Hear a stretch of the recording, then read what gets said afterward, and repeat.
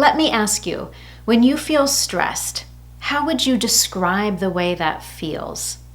How do you manage stress and ask for help? The moment I asked you those questions, I'm sure you had an immediate emotional response and you had quite a few thoughts come to mind. However, you might not be sure how to fully express those thoughts in English. Maybe you're missing the precise vocabulary that would allow you to really say what you want on this topic.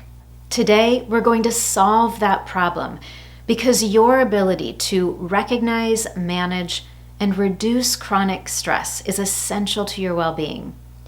And if you have friends, family, or coworkers you regularly communicate with in English, it's very likely the topic of stress management is going to come up. In this Confident English lesson today, you're going to learn the vocabulary you need to confidently discuss stress management. We'll talk about common obstacles to overcoming stress or situations that increase stress. We'll also discuss strategies that help to minimize and reduce stress. Along the way, you'll learn 4 tips to help you strengthen your own stress management skills.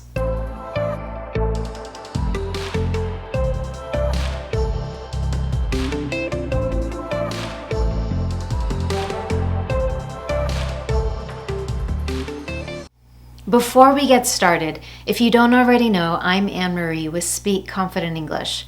Everything I do is designed to help you get the confidence you want for your life and work in English. One way I do that is by sharing my weekly Confident English lessons, where I highlight my top fluency and confidence building strategies, as well as advanced level vocabulary, just like in this lesson today. So while you're here, make sure you give this lesson a thumbs up on YouTube and subscribe to this channel so you never miss one of my future lessons. And now let's dive right into this topic of how to have conversations in English on stress management. To do that effectively, we have to understand exactly what stress is. In English, we define stress as negative physical or emotional reactions to difficult situations or experiences.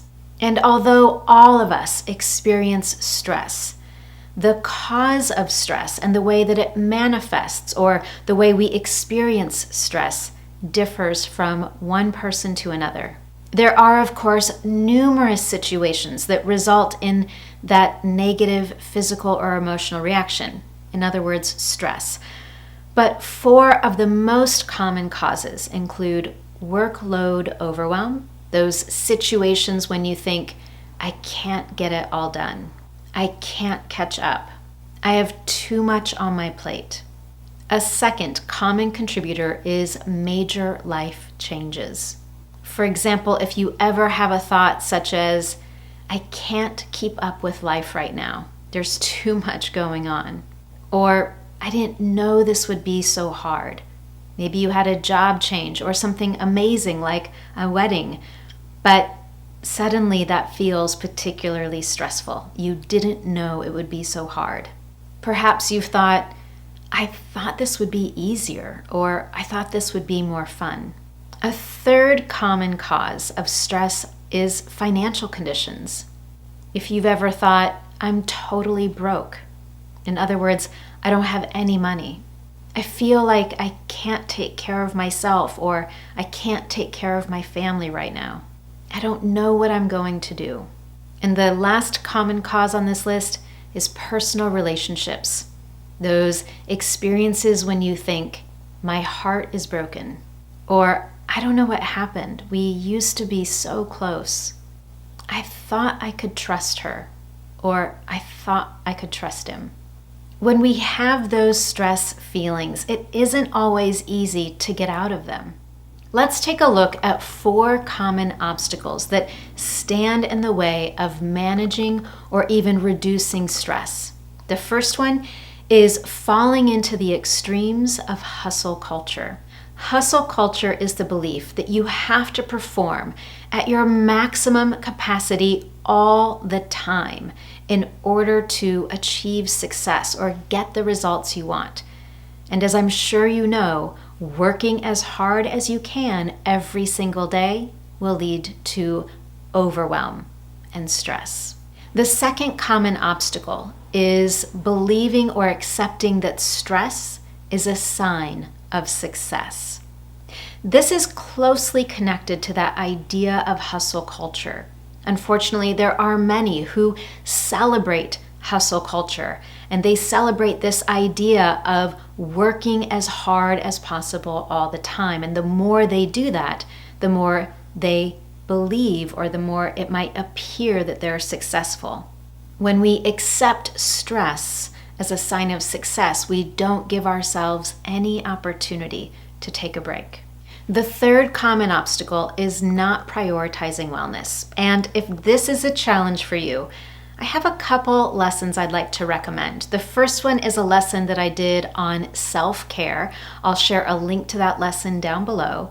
The second one is on time management. If you struggle with creating better work-life balance, that lesson might have some great tips for you. One more lesson that might be useful is a lesson I recently did on well-being in the workplace. I'll include links to all those lessons below. And now, the fourth common obstacle to managing stress successfully is the belief that you're a lone wolf or a superhero. A lone wolf is someone who prefers to do things on their own. They don't want any help from anyone, and they don't want anyone to be around them. They like to do everything alone. If you're struggling with any of those obstacles, and as a result, you have an overwhelming amount of stress, let's talk about 4 tips to strengthen your stress management skills so you can find better balance. Tip number 1, find your sweet spot. Finding your sweet spot means you have identified a process, a series of steps, or a situation that is most beneficial to you and allows you to be your most effective. The first step to identifying your sweet spot and managing stress is to admit when you have a full plate. This idiomatic expression means that your schedule or your workload is beyond your capacity. If you realize that you have a full plate, it's time to check in with yourself. So if you're going to check in with yourself, it means being clear with yourself on the current situation. Some questions you can use to help you do that are to ask yourself, are there any areas of your life that you're neglecting right now? Are you finding it difficult to stay focused? Do you feel moody or on edge? Do you often work after typical work hours or on the weekend? Are you making minor errors in your work? Do you feel sleep deprived, exhausted, or overwhelmed? If you answered yes to quite a few of those questions, it's quite likely you've got too much on your plate right now. So to help you find that sweet spot, that series of action steps, or that process that allows you to be your most effective, try these action steps. First, create a list of all the tasks you need to complete, and then start to group them together according to priority. Then, start your day with the tasks that are most important to you, or that help you achieve the goals you have, or the primary deadlines. After you set aside time to work toward those goals, then you can shift your focus into the smaller tasks or the less important tasks. Here's why this process is important. How many times have you gone into work or started your workday thinking, I have so much energy, I'm ready to get this big project finished, or I'm going to finish this deadline by the end of the day. And then you check your email. There's a task waiting for you, something that you have to get done, some little task, but it distracts you.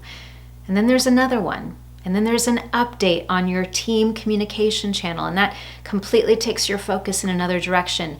And suddenly, it's the end of the day. You don't know what happened. You don't know where time went. All you know is the big items, the important items on your list didn't get done. And the moment you see that, you have that intense feeling of stress and overwhelm.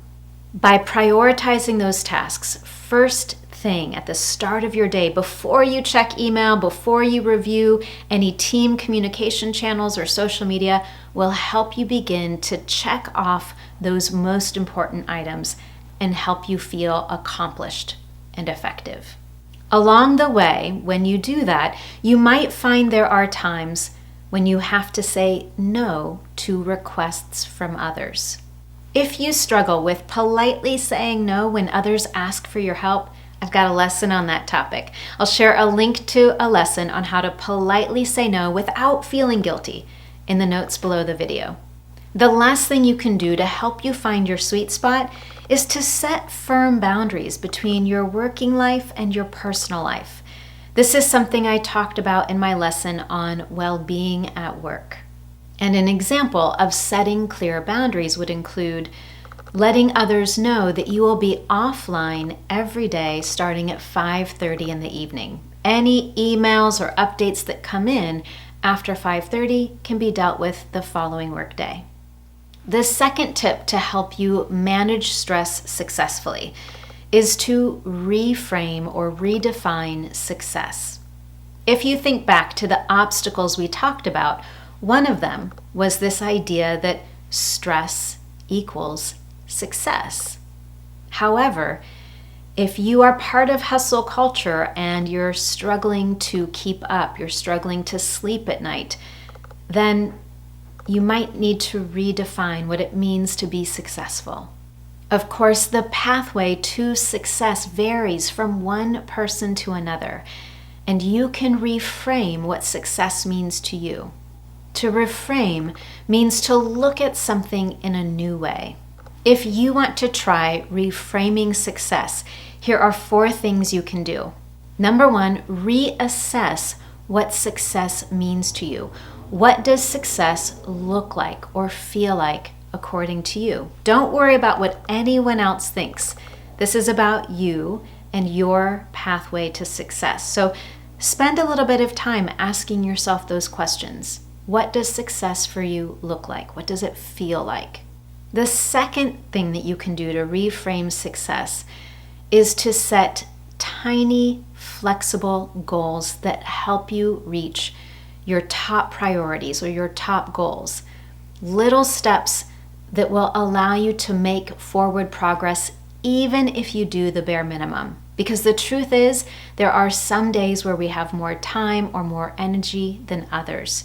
So even if your one little step is to read 1 page in a book to finish a book in English, then you've done what you need to do that particular day to make progress.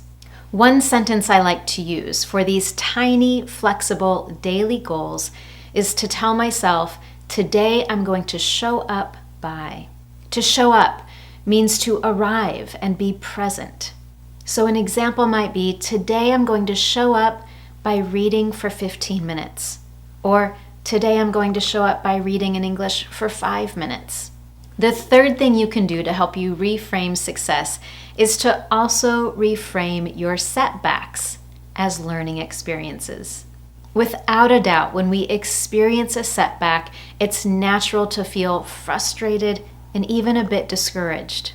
But if we stay focused on that frustration and on that setback, we increase the amount of stress that we feel. To better manage stress and overcome those difficult moments, try some of these sentence starters. Today I experienced, and define your setback, and then add, and I learned that, and then share what you learned from that experience. Another example is, despite X, despite this setback, I was able to understand why. I was able to understand and then define again what you learned from that experience. A third option is to simply say, next time I will, and then state what you will do differently next time. Let me give you a clear example of how we might use some of those statements. Imagine at work you had a series of back and forth emails about an upcoming event, and in the process you got confused about the date, and in the end you missed the event. Of course, doing so could cause extreme stress and disappointment. So to reframe that setback, you could say something like, through this experience, I learned the importance of double checking and setting up reminders on my calendar app. The fourth and final thing you can do to reframe success is celebrate the small wins. Remember, we talked about the importance of those tiny, flexible daily goals. If you have a goal of reading every day in English and finishing a book, and you were able to read for 5 minutes today, that is a win, and it deserves to be celebrated. Our third tip for managing stress successfully is to declutter your mind and your space. Cultivating and protecting the spaces that allow you to think, work, and rest effectively are crucial to stress management. How often have you been trying to think deeply about solving a problem or trying to get work done, but you're distracted by your environment? Decluttering is one way we can begin to eliminate that overwhelm and all of that distraction. To declutter means to tidy things up and to remove anything that's unnecessary, to put things in their proper place. If you're looking to declutter your physical environment, you can organize your workspace and even think about what is around you that you no longer need. Is it something that you could give away or donate? Is it something that simply needs to go to the trash? Once all of that is done, you can also begin internal decluttering.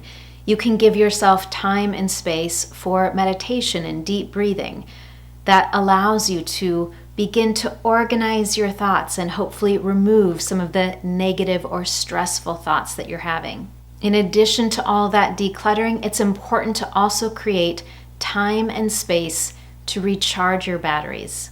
This means to regain energy and motivation through recreation and rest. Notice that it doesn't mean work to regain your energy. It means find opportunities for recreation or rest. And now our last tip today for how to successfully manage stress is to accept that it takes a village. Sometimes when it comes to dealing with stress, we need extra help. And as a result, it may be time to embrace the idea that it takes a village. This means that it takes many people working together in cooperation to achieve a goal. This also means waving goodbye to any stigmas that may be associated with asking for help. A stigma is a negative or unfair belief a group of people might have toward something else, such as asking others for help. When it comes to asking for help, there are multiple ways you can do this, including reaching out to friends, talking to a career counselor, calling an anonymous helpline, joining a stress management group, meeting with HR at your company, or asking coworkers for help. If you're not sure how to do that in English, try one of these sentence starters to help. Perhaps you recall a coworker talking about dealing with stress and trying to manage it. So you could reach out to that coworker and say, I remember you had a similar experience. Would you mind lending me a hand with? Or, I feel stretched thin and need more support. Could you help with? To be stretched thin means to no longer have the time, energy, or resources to use towards something. And a third phrase you can try is, do you have time to talk? I feel overwhelmingly stressed and would really appreciate a listening ear right now. With these 4 stress management tips in mind, and now that we also know the obstacles that can stand in our way, I want to ask you the questions I asked at the beginning of this lesson. When you feel stressed, how do you manage it? Do you use any of the strategies we've talked about today? If so, try using some of the new vocabulary and share your approach to stress management. Or perhaps there's a strategy you use to manage stress that I didn't talk about today. If that's the case, I would love for you to share how you manage to reduce stress. You can share your tips and strategies in the comments below. If you found today's lesson helpful to you, I would love to know. and you can tell me in one very simple way. Simply give this lesson a thumbs up here on YouTube. And don't forget, while you're at it, subscribe as well so you never miss one of my Confident English lessons. Thank you so much for joining me, and I look forward to seeing you next time.